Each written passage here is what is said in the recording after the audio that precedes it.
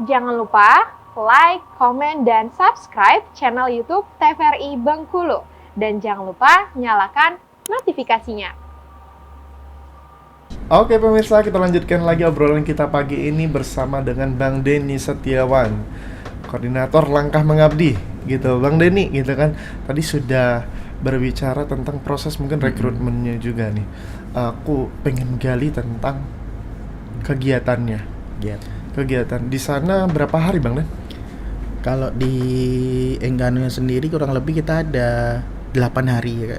Oh 8 hari ya? Karena sisanya kita buat perjalanan ya. Perjalanan dari Bengkulu ke Enggano kan lumayan ya. Berapa jam tuh? Aku belum pernah loh Bang Den, itu Bang Den. Harus cobain kapan-kapan. Iya, boleh. Nanti kalau ada project nanti tak daftar juga lah. Siap. Oke.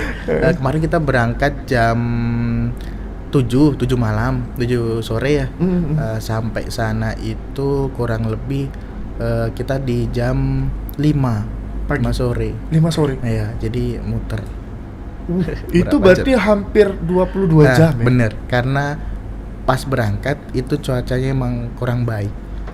Jadi emang agak lama. Kadang ada yang kapal ya itu? Ya kapal, jadi emang ada yang 20, ada yang 18 gitu, beda-beda. Tergantung cuaca juga sih Kak. Iya. Jadi di sana full kurang lebih ada 8 hari. Oke. 8 hari itu kegiatannya apa aja nih Bang Den? Bisa diceritain nih Bang Den? Serunya boleh, cerita uniknya boleh gitu. Yang jelas kita dibagi di divisi tadi ya Kak ya. Nah, itu yang pertama. Terus pengennya karena waktu kita hanya sebentar, 8 hari itu termasuk sebentar ya Kak ya. Kalau ngomongin pengabdian, KKN aja 40 hari ya? Iya, 40 hari gitu kan. Jadi kita dari Fasil itu gimana caranya 8 hari bisa teman-teman volunteer memaksimalkan program.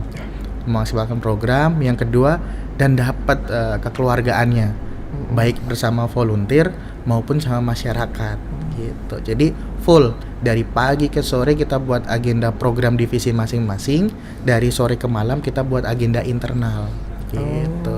Kalau pendidikan ya kita ke SD, kita ke SMA mengajar juga ya mengajar. Kita ada kalau di SMA karena termasuk salah satu banyak yang tidak mau lanjut kuliah gitu di sana kayak. Jadi gimana caranya kita memotivasi mereka biar lanjut gitu. Bahkan kita berikan contoh, ada loh pemuda-pemudi asli Enggano setelah di kampus itu mereka berprestasi gitu. Kita kasih tahu ke mereka. Bahkan memang ada kuota khusus kan? Iya, benar banget itu. Kalau pulau yang jauh terluar ya, pulau terluar ya. Jadi ada kesempatan untuk siapapun melanjutkan pendidikan, dan mereka alhamdulillah adik-adik SMA excited banget sih Kak. Excited. Terus kita juga belajar kemarin anti bullying ya, karena yang sering terjadi di lingkungan pelajar kan itu. Kita buat kampanye juga anti bullying di sana. Sorry, aku bertanya lebih detail lagi. Kalau untuk situasional sekolah berarti tahapannya ada semua tuh dari SD ada SD, SMP dan SMA ada. Tapi SMA hanya satu. Jadi sepulau itu? Iya. Gitu. Jadi seluruh Enggano itu sekolahnya di situ. Iya. Detailnya berarti penduduknya dikit dong ya? Iya, termasuk dikit Kak.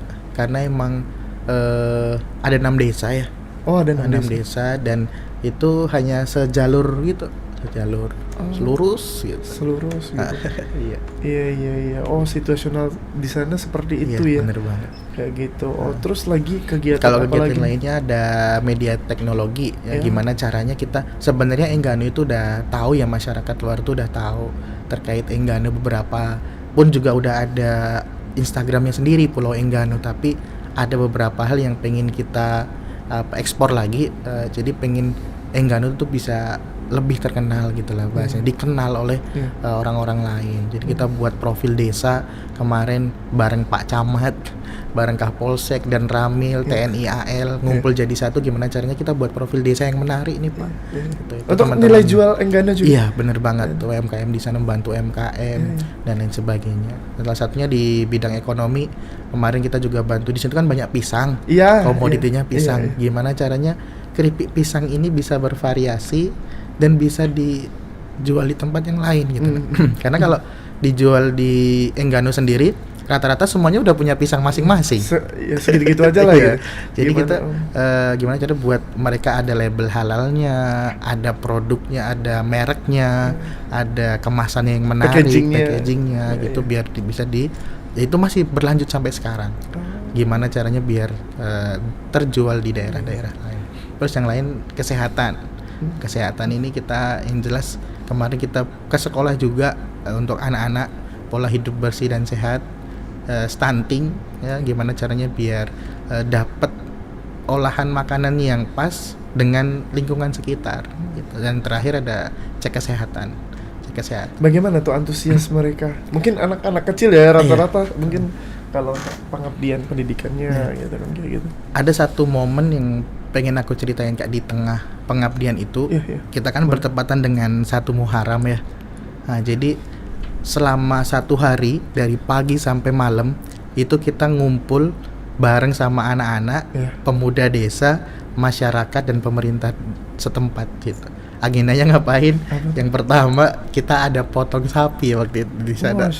Jadi kayak kurban part 2 lah. Syukuran ya gitu. Jadi ada 1 Muharram tuh emang di desa itu emang ada, cuma hanya sebatas kayak pengajian. Nah, jadi kita tahun ini kita agak sedikit variasikan. Jadi kita ada potong sapi untuk masyarakatnya, untuk sembari potong sapi, sembari juga cek kesehatan, sembari juga ada bazar. Jadi kita kemarin bawa sembako berapa paket, yang gimana caranya ini kita jual dengan harga murah di sana. Dan itu antusiasnya baru berapa menit Kak, jam 8 kita buka, nggak sampai jam 10 sembako itu udah habis. Karena emang sepenting itu sembako dengan harga yang murah tuh sama mereka. Dan tadi yang secara mungkin pas riset tadi memang mereka tuh se-welcome itu ya. Iya bener banget. Dia kayak antusiasnya luar biasa. Terus anak-anaknya kan nggak ngapa-ngapain. Daripada ngosong kita buat lomba di situ. Jadi bener-bener sehari itu full. Setelah kegiatan sapinya dipotong, kita bagiin, kita masak bareng ibu-ibu juga. Malamnya baru kita buat pengajian sambil makan bersama.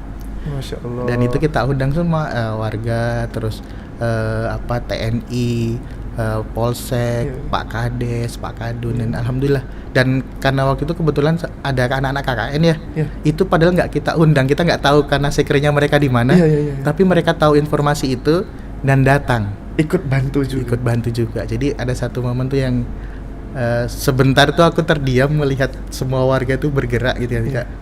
Seantusias ini berbuat kegiatan. Dan aku melihat cerita itu tuh kayak memang itu adalah cerita apa ya, maksudnya mungkin kebaikan Tuhan gitu, kebaikan Allah yang disampaikan melalui sesama umatnya ya. Iya, benar banget. Gitu. Karena kalau nggak kayak gitu juga kan kita pun di KKN pun kita belajar menjadi masyarakat kan gitu. Benar. Kalau di sana kan artinya secara antusiasnya udah welcome kayak gitu. Artinya pun kita memberikan ilmu, inspirasinya luar biasa ke anak-anaknya.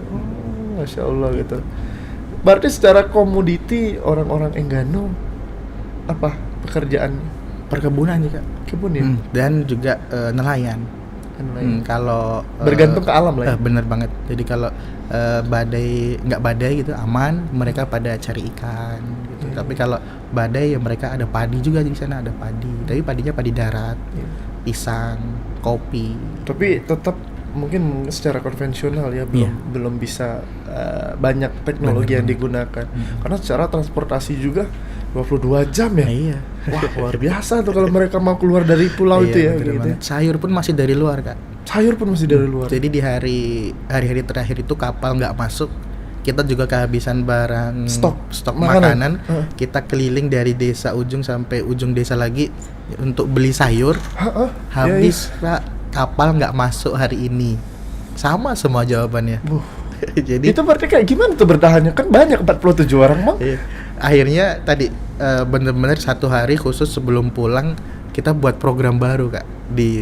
Karena mundurnya kapal, harusnya kita udah pulang. Jadi kita buat berapa program hari itu mundur? 2 hari. 2 hari mundur. Jadi kita buat program gimana 1 hari ini full ikut kegiatan. Kita di sana ada Bapak Asuh yang kita tempat tinggal di warga-warga kan. Ikutlah sama Bapak Asuh kemanapun. Jadi pada ikut ke kebun, nyari sayur, ada yang ikut jualan dan lain sebagainya. Dari situlah ya makannya dari situ. Gitu. Iya. Dari itu. Bantuan dari warga sana juga. Bener banget. Gitu. Saling membantu lah mungkin kayak gitu. Kalau cerita tadi mungkin termasuk cerita baik ya, cerita mungkin kapal nggak ini termasuk cerita duka. Ada lagi nggak cerita sedih dari volunteer? Ada yang sakit nggak? Ada Kak. Ada. Kalau sakit itu biasa ya Kak ya. Iya. Jadi sebenarnya sakitnya itu pas berangkat karena emang dia punya penyakit mah bawaan. Dan di kapal itu selama 20 jam dia kan di kapal itu kan ombak kan, ombak. Laut ya. Jadi dia nggak bisa makan. Nah, akhirnya pas sampai Enggano sakit mah karena belum makan tadi. Gitu. Tapi mungkin ditangani juga sama tim karena volunteer pun juga ada yang dokter. Iya. Kita juga udah persiapan yang langsung 1 hari di awal pengabdian dia nggak ikut, istirahat. Hari berikutnya baru ikut. Kalau berita duka lainnya, awalnya kemunduran kapal itu jadi berita duka buat kita semua sih, karena udah punya planning masing-masing kan.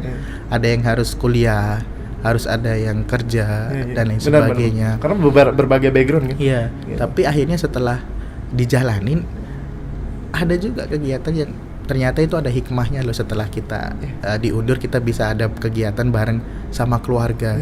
Yang sebelumnya kita sama keluarga itu paling cuma malam gitu kan, karena sibuk program masing-masing. Jadi hari itu full bareng sama keluarga, bapak ibu asuh kita di sana. Itu yang buat kita makin dekat.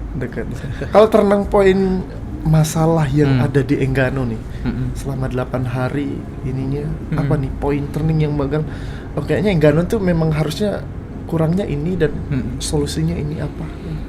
Kalau yang dari kita lihat dan semua jawaban beberapa masyarakat, baik pemerintah setempat itu kesehatan Kak.